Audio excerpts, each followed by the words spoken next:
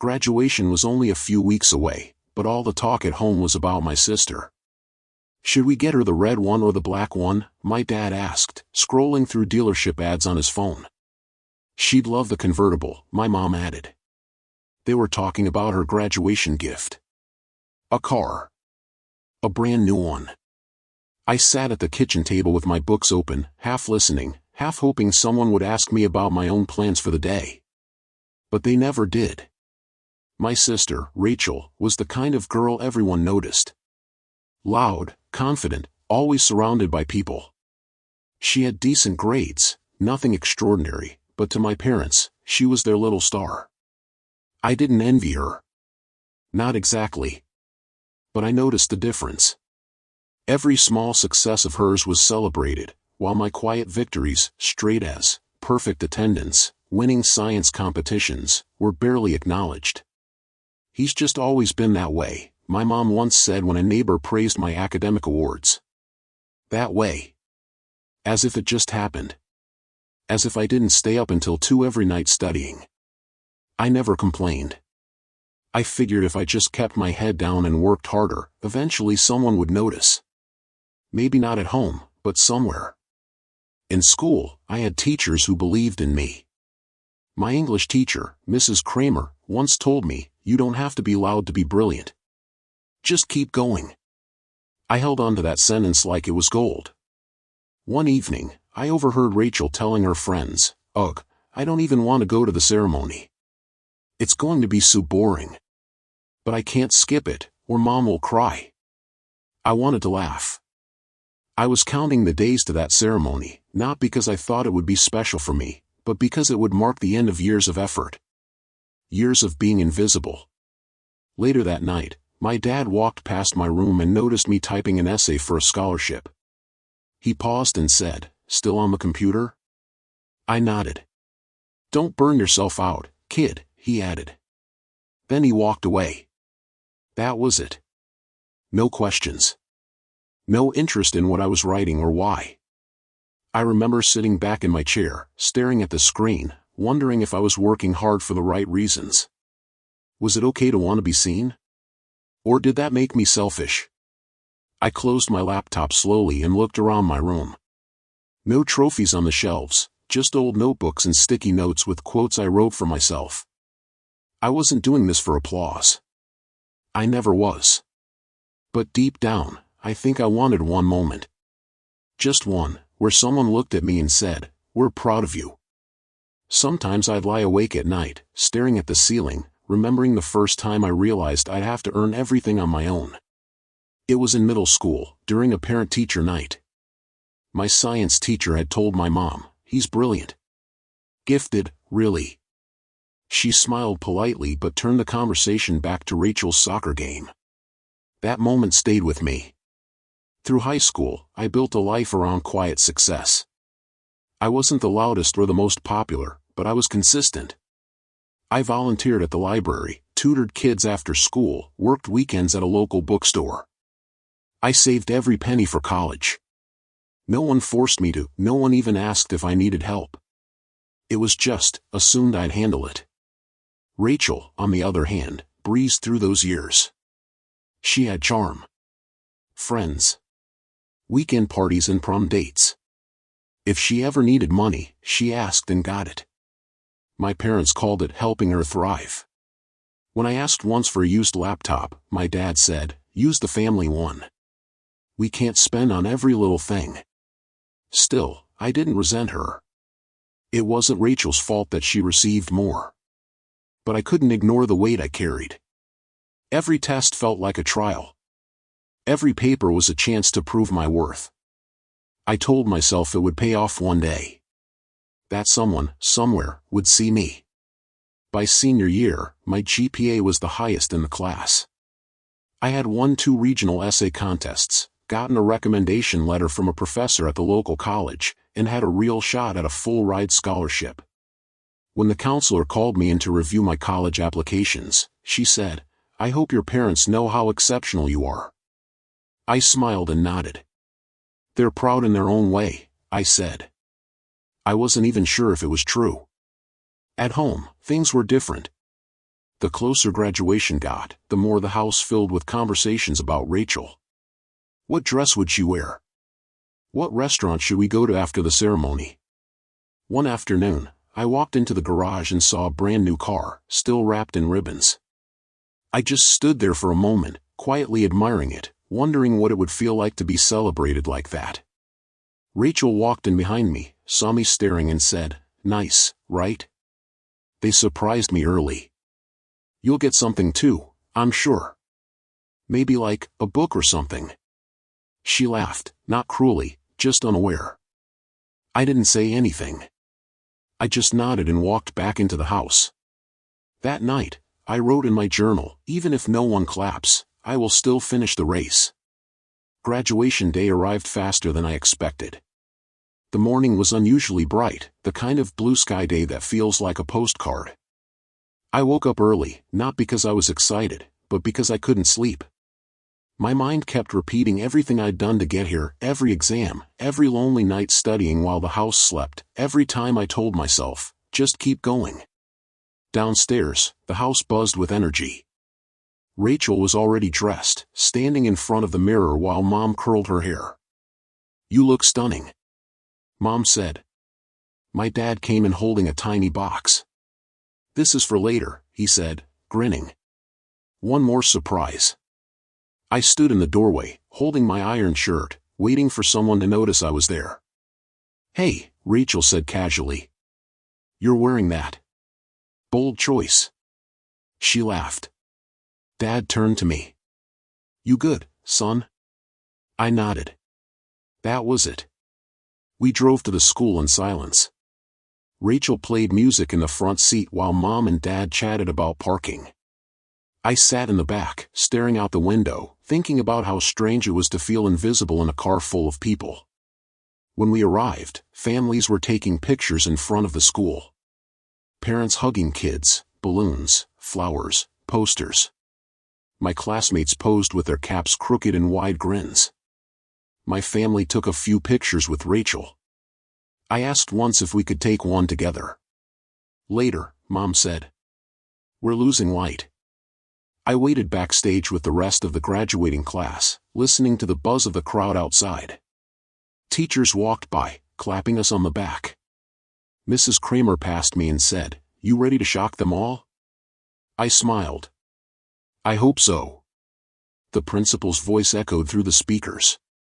"Welcome, families and friends, to the graduation ceremony for the class of 20XX. I looked around at my classmates. Some were nervous, some excited, some just bored. Me? I was focused. I had waited 4 years for this moment. Not for revenge. Not even for recognition. Just for the chance to stand in the light, even briefly. As we lined up to walk across the stage, I could see the crowd. Parents leaning forward. Cameras flashing. My name wasn't on the program for anything fancy, at least not that I knew of. I expected to walk, shake hands, get my diploma, and step down. But then the principal spoke again. "This year, we are honored to present a very special recognition. The Valedictorian medal goes to the student with the highest academic record in the school's history. A student who never sought attention, but whose excellence speaks volumes."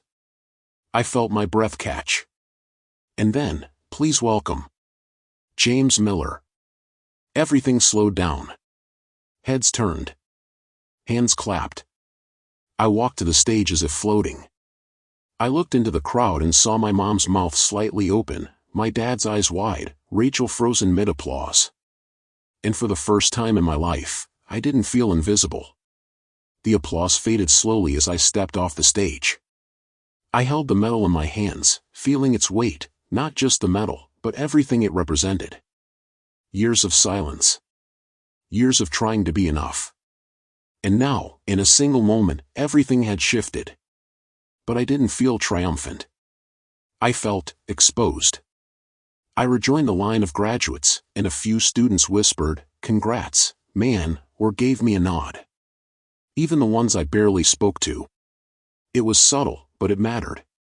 For a second, I let myself breathe. From the stage, they began calling names. Rachel's came not long after. She walked confidently, flipping her hair, flashing her perfect smile to the crowd. She waved, the camera flashes followed her, and my parents clapped like they were at a concert. When the ceremony ended, families rushed toward the graduates like waves crashing in. I stood still, watching. I saw Rachel surrounded by her friends, laughing, taking selfies. And then I saw my parents, my mom holding her phone, scanning the crowd. When she spotted me, she hesitated. They approached together. My dad was the first to speak. "James, that was something." "Congratulations," my mom added. "We didn't know you were that high in the class." I nodded. "Yeah." I kept it to myself. My dad looked down at the medal. "Impressive." "Really?" There was a strange silence, like they didn't know what to do next. Rachel joined us, tossing her cap in the air and grinning. "So," she said, "guess we both killed it today." Mom smiled, relieved by the change of tone. "Let's get some pictures." They positioned us, Rachel in the middle, her arms around me and my dad. I smiled for the camera, but something inside me stayed quiet. Not cold, just distant. Like I had stepped out of an old version of myself, and I wasn't sure if I wanted to go back. After the photos, we walked to the parking lot. "Dinner's on us tonight," my dad said. "We made reservations at the Belmont." Rachel lit up. "Fancy." I stayed quiet, then asked, "Do you want me there?" They all looked at me. "Of course," my mom said too quickly. Rachel shrugged. "I mean, it's for both of us now, right?" I nodded, but something felt off. That dinner wasn't about me. It never was. It was about not looking bad. About saving face. I watched them unlock her new car, the ribbon still tied on top. My dad tossed her the keys. "It's yours now." She laughed and jumped in the front seat. "Come on, James. Ride with me." But I stepped back. "I'll take the bus. I just need a minute." They didn't stop me. They didn't ask why. As I sat at the nearby bench, I looked down at the medal in my hands. I hadn't wanted to prove anything to them. But somehow, I had. And still, it didn't feel like enough. I arrived at the restaurant late, still wearing my gown, medal tucked under my collar. The Belmont was one of those places with white tablecloths and waiters who spoke in quiet tones. As I walked in, heads turned, but not because I was late, because of the medal. It shimmered under the lights. I found them already seated near a window. Rachel was in the middle of telling a story, waving her hands dramatically. She paused when she saw me. "There he is," my dad said, lifting his glass. "The man of the hour." I forced a smile and sat down. A waiter approached and poured water into my glass without saying a word. The conversation picked back up, light and scattered, mostly about Rachel's summer plans and the car's Bluetooth system. My mom looked at me. "So, that speech. Did you know you'd be called up?"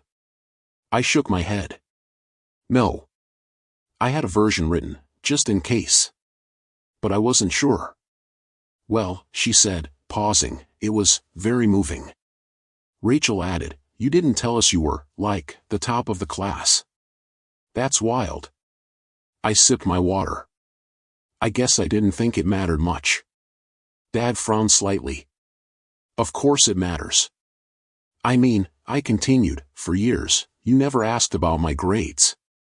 Or my competitions. Or the scholarships I applied for." The table went quiet. Even Rachel lowered her eyes. My mom reached across, touching my hand. "We didn't mean to ignore you, James. Things were just busy." I didn't say anything. Not because I was angry, I just didn't know how to explain it. The way silence builds over time. How it teaches you to stop expecting things.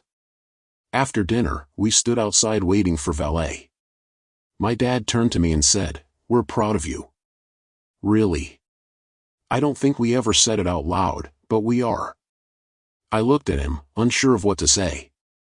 For years I imagined hearing those words, thinking they'd feel like fireworks. But now that they came, they felt small. Late. Like finding a letter in the mailbox long after it should have arrived. Back at home, Rachel called me into her room. She handed me a small box. Inside was a simple pen, engraved with my initials. "I know it's not a car," she said, almost joking, "but I thought you might like it. For college or whatever." I looked at her, surprised. "I'm sorry," she said. "For making fun of your books. And for never noticing how hard you worked." It was the first real moment we'd had in years. I nodded. "Thanks." Later that night, lying in bed, I stared at the ceiling again. But this time, I didn't feel invisible. I felt steady. Like something had shifted. Not with them, but inside me. The next day, the school held a final assembly for the graduating class and their families, a tradition they called reflections. It was supposed to be a time for connection, gratitude, and saying goodbye. I hadn't planned to speak. But after what happened at the ceremony, the principal asked if I'd be willing to share a few words as valedictorian. I said yes. I didn't sleep much the night before. I rewrote my speech 3 times. I didn't want it to be about being overlooked or ignored. I wanted it to mean something deeper.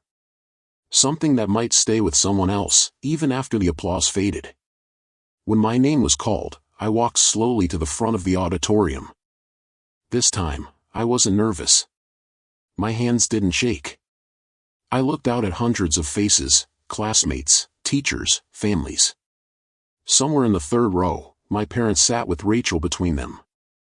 My mom had tears in her eyes before I even began. I took a breath. "Most of you probably don't know me," I said. "And that's okay. I spent most of high school in the background. The quiet kid with the books.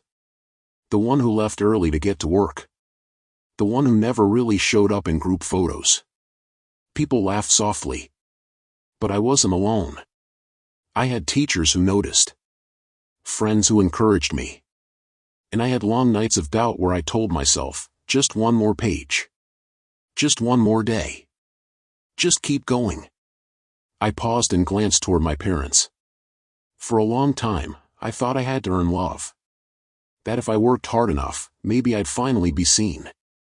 But standing here now, I realize something: you don't have to be seen to be valuable. You just have to see yourself. The room was silent. I want to thank the people who showed up, even quietly. The librarians who stayed late, the counselor who read my essays, the classmate who asked if I was okay on a day I wasn't. You made the difference. A few teachers nodded, visibly moved. Success isn't always loud. It doesn't always come with applause or recognition. Sometimes, it's just choosing not to quit, even when no one's watching. As I finished, the auditorium rose to its feet. I had never heard applause like that before, not in my life. It wasn't deafening, but it felt full. Real. I didn't look at my parents right away.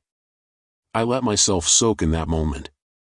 Afterwards, as we all gathered in the courtyard, people I barely knew came up to me.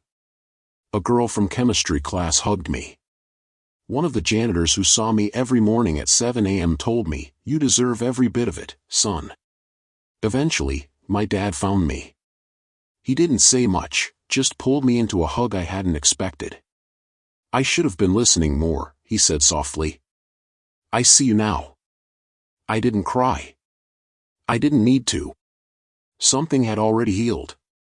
In the days that followed, something changed, not just around me, but inside me. I didn't suddenly become someone different. I was still quiet. Still thoughtful. Still the same person who preferred bookstores to parties. But the way people looked at me started to shift. At school, teachers stopped me in the hallway. "That speech," Mr. Dunley said, shaking his head, "it should be printed on the walls of this place." Mrs. Kramer gave me a handwritten note on my last day, *, "Your voice carries more than you know. Don't ever lower it again, *. I kept it in my wallet. Even Rachel was different. We had never been close. Our lives had run on parallel tracks, intersecting only at dinner or when our parents forced small talk. But that week, she asked if we could grab coffee, just the two of us. We sat at a corner table in a quiet cafe near campus. She fidgeted with the lid of her cup before speaking. I watched your speech again last night. Someone posted it online. It had over 1,000 views. I laughed. Great. My awkward voice is viral. She smiled. No. It wasn't awkward. It was honest. There was a pause, and then she added, I used to think you didn't care.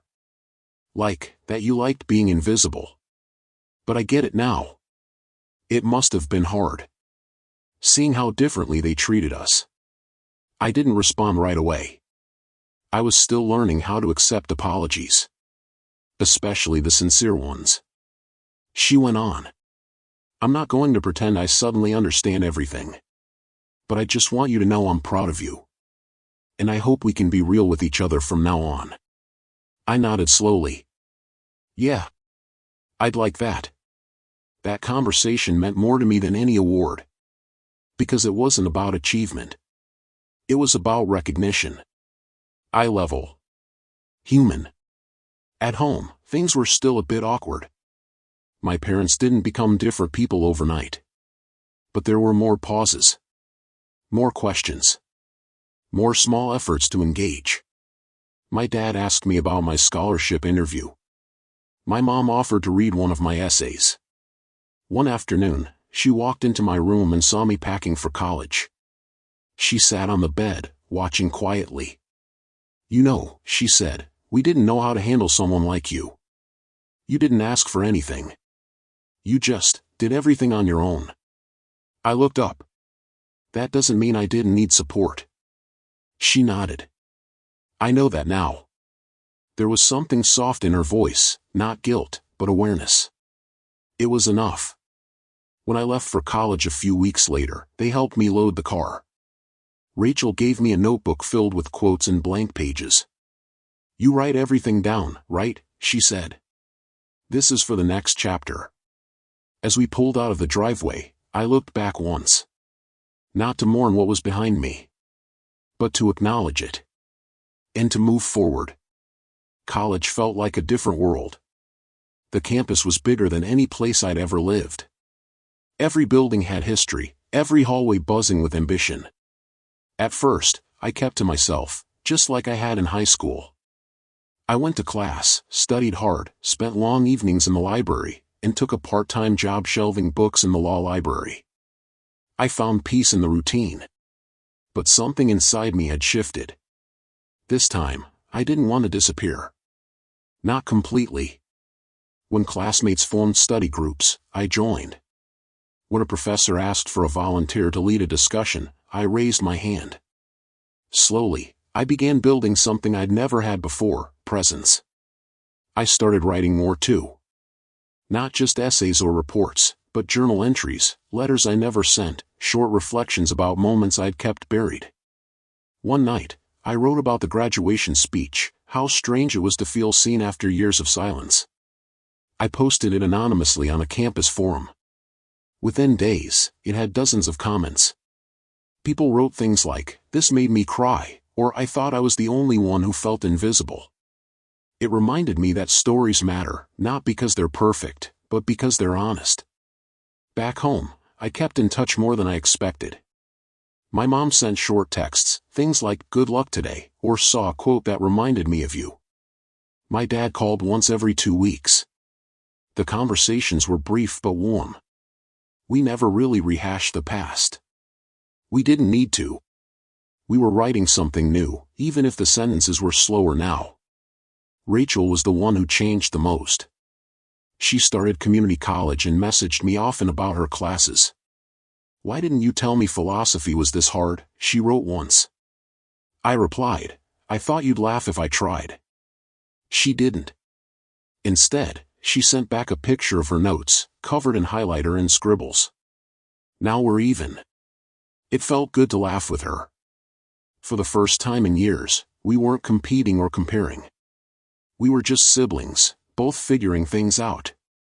One weekend, I came home for a visit. The car ride felt shorter than I remembered. When I walked in, the living room looked the same, but something felt different. On the mantel, next to Rachel's prom photo, was a small framed picture of me at graduation, wearing the medal. That small gesture hit me harder than I expected. At dinner, my dad brought out an old photo album. We flipped through pages I hadn't seen in years. "You always had this look," he said, pointing to a picture of me at age 6, buried in a book. "Like you were already thinking 2 steps ahead." I smiled. Or maybe I was just trying to escape. He nodded slowly. "Well, I hope you know we're trying to catch up now." I believed him. That night, I sat on the porch alone, watching the stars. I wasn't bitter. I wasn't waiting for more. I had started to understand something simple and powerful: people don't have to be perfect to change. And love doesn't always come loud. Sometimes, it comes late. But when it's real, it's worth forgiving. 5 years went by faster than I ever expected. After college, I moved to Chicago for graduate school, then landed a position at a nonprofit that helped underprivileged students apply to universities. It felt like the perfect fit, like I had found a way to reach the kind of kid I once was. The one who worked hard in silence, who didn't think anyone was watching. Now, I could be the person who noticed. I still kept my old journal. The one I used to write in late at night back home, pages full of small victories and quiet disappointments. Flipping through it one evening, I found an entry from the week of my graduation. It simply read, **, even if no one claps, I will still finish the race. **. I smiled. That boy had no idea what was coming. Rachel and I stayed close. She transferred to a university in-state and majored in education. She started tutoring kids with learning differences and loved every second of it. We'd call once a week, send memes, trade reading recommendations. We talked about everything now, even the things we never dared to touch when we were younger. One day, she told me, "It's weird, you know. I used to think being seen was the most important thing. Now I think being understood is better." I told her she was right. My parents softened with time. They didn't change drastically, but they grew, in the way they listened, in how they asked about my life, in the pride they no longer struggled to show. My mom called to ask about the students I was working with. My dad sent me a book once, with a note, *, thought of you. Hope it inspires like you inspired us. *. When I visited them again that fall, it was different. Not just because they had aged, or because the house felt smaller, but because I felt different. I wasn't coming back for their approval. I had already built something of my own. And yet, they welcomed me not as the boy they'd once overlooked, but as the man I had become. At dinner, they set the table with care. No distractions. No rushed conversations. "We were thinking," my mom said, pouring tea, "that maybe we could visit your office next month. We'd like to see what you're building." I looked at her, then at my dad. They weren't trying to make up for the past anymore. They were simply trying to be part of the present. Later that night, I walked through my old room. Some things had changed, new paint, a different bedspread, but on the shelf was the medal. Polished. Centered. Like it finally had the place it deserved. It wasn't about proving anything anymore. It was about remembering. Remembering that sometimes, growth isn't loud or dramatic. Sometimes, it's small, steady, and slow, like a flower pushing through concrete. The kind of growth that teaches you that the most powerful kind of recognition doesn't come from applause. It comes from peace. A few years later, I was invited to speak at my old high school. They were hosting a panel for alumni who had gone on to make an impact in their fields. At first, I hesitated. I wasn't sure I belonged in that group. But then I thought about the kid I used to be, sitting in the back of class, head down, heart full of quiet dreams. So I said yes. When I arrived, the school looked smaller. The paint was fresh, the hallways a little brighter, but the memories came back instantly. The library where I used to hide during lunch, the corner of the science lab where I once won a regional award no one mentioned at home. It didn't sting anymore. It just felt distant. Like another lifetime. The auditorium was packed with students and parents. Some teachers still remembered me. Mrs. Kramer hugged me tight, eyes shining. "Told you your voice would matter," she whispered. When I stepped up to the podium, I looked out at the faces, full of uncertainty, hope, fear. And I told them the truth. I was the quiet one. The invisible one. I didn't win popularity contests. I didn't have a spotlight. But I had something else, the belief that one day, my work would mean something, even if no one noticed at first. I paused, feeling the silence settle over the room. I used to think success was about proving people wrong. But it's not. It's about proving to yourself that you are always right to keep going. That your voice matters, even if it shakes. That your story matters, even if it takes time for people to hear it. After the event, a girl approached me. She wore glasses and carried a notebook full of drawings. "I'm not really the type people notice," she said. "But your story, it made me feel okay about that." I smiled. "You don't need to be loud to be powerful. Just be real." That evening, before leaving town, I stopped by my parents' house one last time. Rachel was there too, now a full-time teacher, full of stories of her own. We had dinner, laughed about things that once hurt, and shared memories without bitterness. As I got ready to leave, my dad handed me a folded piece of paper. It was a copy of my graduation speech, printed and framed. "We listen now," he said. "We always will." Driving home, I felt something lift. Not because everything had been fixed, but because I had made peace with where it all began. This story isn't about revenge or glory. It's about quiet resilience. It's about choosing to become who you are, even when no one claps. And maybe, that's the loudest kind of victory there is.